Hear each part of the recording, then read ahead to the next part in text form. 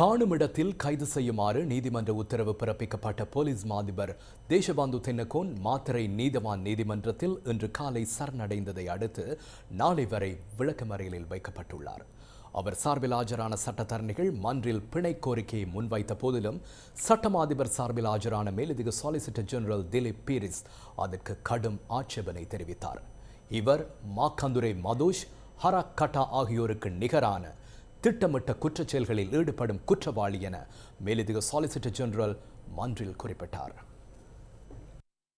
காணுமிடத்தில் கைது செய்யுமாறு நீதிமன்ற உத்தரவு பிறப்பிக்கப்பட்டிருந்த போலீஸ் மாதிபர் தேசபந்து தென்னகோன் இன்று காலை 7:30 அளவில் சட்டத்தரணிகள் குழுவுடன் மாத்தறை நீதவான் நீதிமன்றத்திற்கு சென்று நகர்த்தல் பத்திரம் ஒன்றை சமர்ப்பித்து சரணடைந்தார். தேசபந்து தென்னகோன் சார்பில் ஜனாதிபதி சட்டத்தரணி ஷானக ரணசிங்க உள்ளிட்ட சுமார் 15 சட்டத்தரணிகள் நீதிமன்றத்தில் இன்று ஆஜரானதாக நியூஸ் வெஸ்டின் நீதிமன்ற செய்தியாளர் கூறினார். தேசபந்து தென்னகோன் நீதிமன்றத்தில் இந்த முற்பகல் சரணடைந்த போதிலும் நண்பகல் 12:40 அளவிலேயே மாத்தறை நீதவான் அருண புத்ததாச முன்னிலையில் நகர்த்தல் பத்திரம் பரிசீலிக்கப்பட்டது. சட்டமா அதிபர் சார்பில் மேலதிக சாலிசிட்டர் ஜெனரல் திலீப் பீரிஸ் அந்த சந்தர்ப்பத்தில் மாத்தறை நீதவான் நீதிமன்றத்திற்கு வருகை தந்து விடயங்களை முன்வைப்பதற்கு நடவடிக்கை எடுத்தார். மேன்முறையீட்டு நீதிமன்றத்தில் கோரப்பட்ட சட்டப்பூர்வ நிவாரணம் நிராகரிக்கப்பட்ட உடனேயே தனது சேவை பெறுநர் நீதிமன்றத்திற்கு மதிப்பளித்து சரணடைந்ததாக போலீஸ் மா அதிபர் தேசபந்து தென்னகோன் சார்பில் பிணை கோரிக்கையை முன்வைத்த ஜனாதிபதி சட்டத்தரணி ஷானக ரணசிங்க சுட்டிக்காட்டினார். ஜனாதிபதி சட்டத்தரணி ஷானக ரணசிங்கவின் விளக்கம்.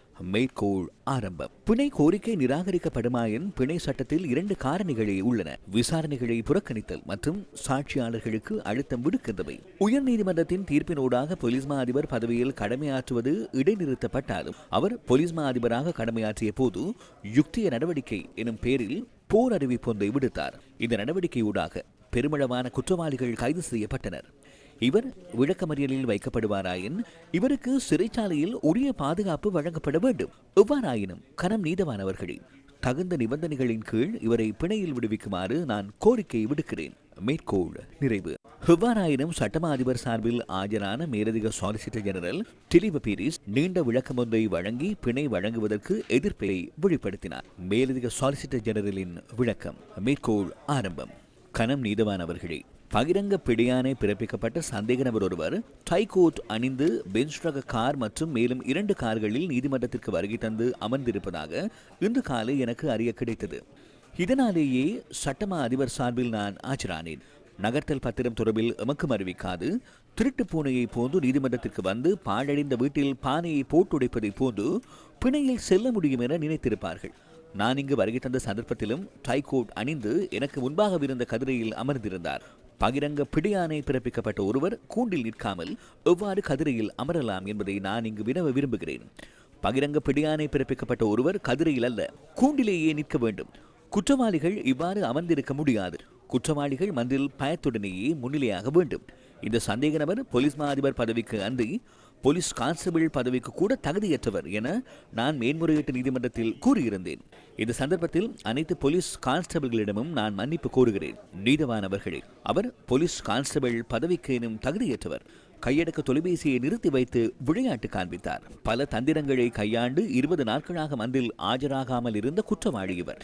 இவர் சிறந்த நடிகர். அதேபோன்று திட்டமிட்ட குற்ற செயல்களில் ஈடுபடும் குற்றவாளிகளான மாக்கந்துரை மதுஷ், ஹரக் கட்டா போன்றவர்களுக்கு நிகரான குற்றவாளி. மூக்குவரை தண்ணீர் நிரம்பியதன் பின்னரே வெட்கமின்றி இவர் நீதிமன்றத்தில் சரணடைந்துள்ளார்.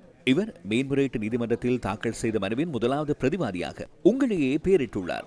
நீங்கள் மன்றின் கதவுகளை மூடி சதித்திட்டம் தீட்டியதாக அதில் குறிப்பிடப்பட்டிருந்தது.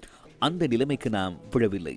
சட்டத்தரணிகளே குற்றவாளிகளுக்கு பாதுகாப்பு வழங்குவதாக இவர் போலீஸ் மா அதிபராக கடமையாற்றிய போது தெரிவித்திருந்தார். அவ்வாறு கூறிய இவர் சட்டத்தரணிகள் சூழ மன்றில் இன்று ஆஜராகியுள்ளார். இது W15 ஹோட்டல் மீது துப்பாக்கி சூடு நடத்திய வழக்கு அல்ல. இது பாவத்திற்கான வெகுமதியாகும். இவருக்கு இந்த ஜென்மத்திலேயே படியழக்கும் கர்மா தொடர்பில் விளக்க வேண்டியதில்லை. அவர் கண்முன்னே அது நடக்கிறது. இவர் செய்த பாவம் இந்த ஜென்மத்திலேயே பலித்துள்ளது. தேசபந்து தென்னகோனுக்கு சொந்தமான சொத்துக்கள் மற்றும் அது தொடர்பில் முன்னெடுக்கப்பட்ட விசாரணை தொடர்பில் திலீப் பீரிஸ் விடயங்களை முன்வைத்தார். மேற்கோள் ஆரம்பம். கனம் நீதவானவர்களே, உங்களின் நீதிமன்றத்தினால் கடந்த பிப்ரவரி 27ஆம் தேதி உத்தரவு பிறப்பிக்கப்பட்ட நாள் முதல் பிரபாகரனை தேடுவது போன்று பெருமளவு படை ஒன்று இவரை தேடி சோதனைகளை முன்னெடுத்தனர். நேற்று வரையிலும் சமூக அந்தஸ்து, அரசியல் பலம் மற்றும் மத அதிகாரத்தை பிரயோகித்து இவரும் மனைவியும் பிள்ளைகளும் மறைந்தே இருந்தனர்.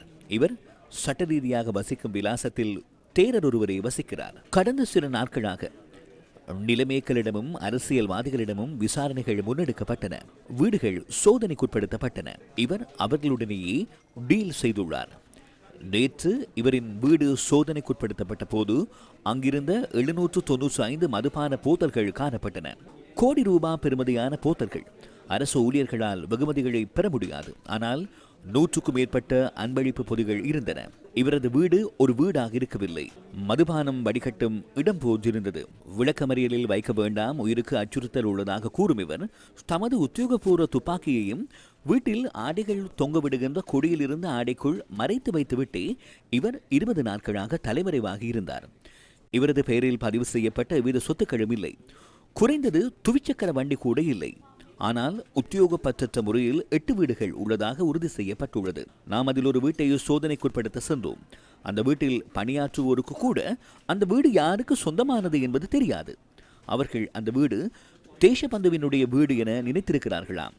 இதனாலேயே நான் கூறினேன், திட்டமிட்ட குற்ற செயலில் ஈடுபடும் குற்றவாளியால் கூட இந்த அளவு சூட்சுமமாக வேலை செய்ய முடியாது. நாம் மற்றொரு விடயத்தையும் கண்டறிந்தோம்.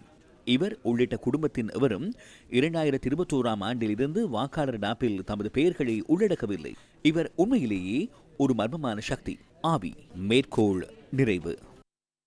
2 தரப்பினராலும் முன்வைக்கப்பட்ட விடயங்களை கருத்தில் கொண்ட நீதவான் பிணை வழங்குவதா இல்லையா என்பது தொடர்பிலான உத்தரவை நாளை பிற்பகல் 2 மணிக்கு வழங்குவதாக தீர்ப்பளித்தார். இதனை அடுத்து தேசபந்து தென்னகோன் பலத்த பாதுகாப்புக்கு மத்தியில் அங்குடுகொல பெலச சிறைச்சாலைக்கு கொண்டு செல்லப்பட்டார்.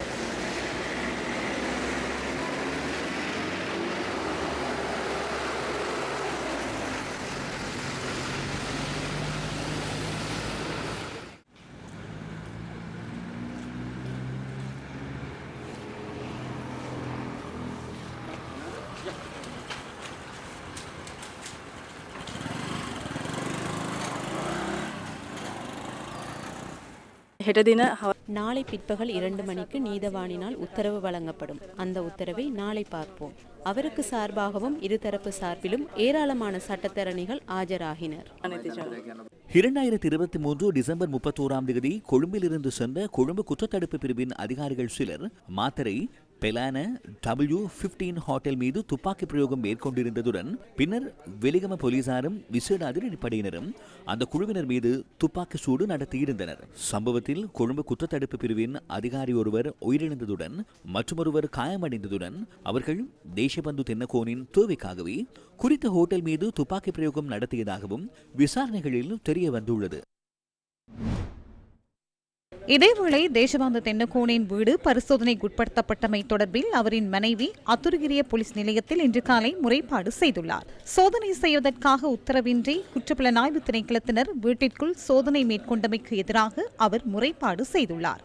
தேசபந்து தென்னகோனின் ஹோக்கந்தர கிழக்கில் உள்ள வீட்டினை நேற்று பிற்பகல் பரிசோதனை செய்த குற்றப்புலனாய்வு திணைக்கள அதிகாரிகள் 1000க்கும் அதிகமான மதுபான போத்தல்களை கைப்பற்றியுள்ளனர்.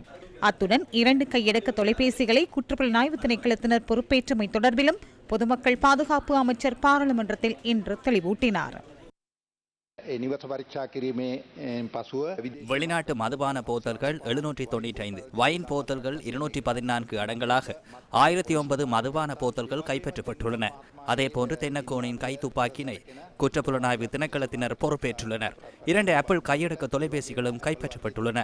அதனூடாக தகவல்களை பெற்றுக்கொள்ள முடியும் என நம்புகின்றோம். இது தொடர்பில் நீதிமன்றத்திற்கு தெரிவிக்க உள்ளோம். இது தொடர்பிலான விசாரணைகள் தொடர்ந்து முன்னெடுக்கப்படுகின்றன.